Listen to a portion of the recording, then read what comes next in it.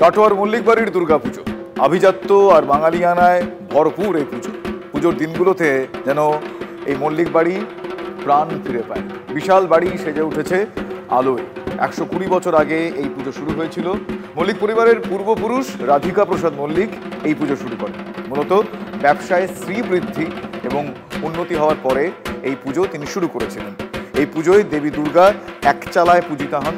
আর পুজোর কদিন অগণিত দর্শনার্থীর ভিড়ে গম গম করে মল্লিক পরিবারের এই বনেদি বাড়ির পুজো।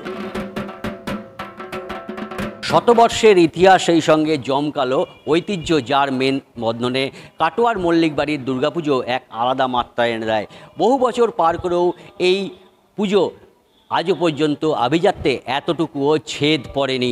পুজো এলেই এই পুজো প্রাঙ্গণ, এই পুজো বাড়ি নতুন করে সাজিয়ে তোলা হয়, নতুন করে সেজে ওঠে, যার পরতে পরতে লেগে থাকে রাজকীয়তা, আভিজাত্য, যার আকর্ষণই দূর দূরান্ত থেকে দর্শনার্থীরা তারা এখানে এই প্রতিমা দেখতে ছুটে আসেন।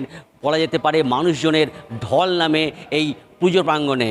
মূল আকর্ষণ যেমন প্রতিমা দর্শনের পাশাপাশি রয়েছে সাজানো গোছানো আভিজাত্য, যা দেখতেই প্রচুর মানুষ ভিড় করেন এই পুজো মণ্ডপে।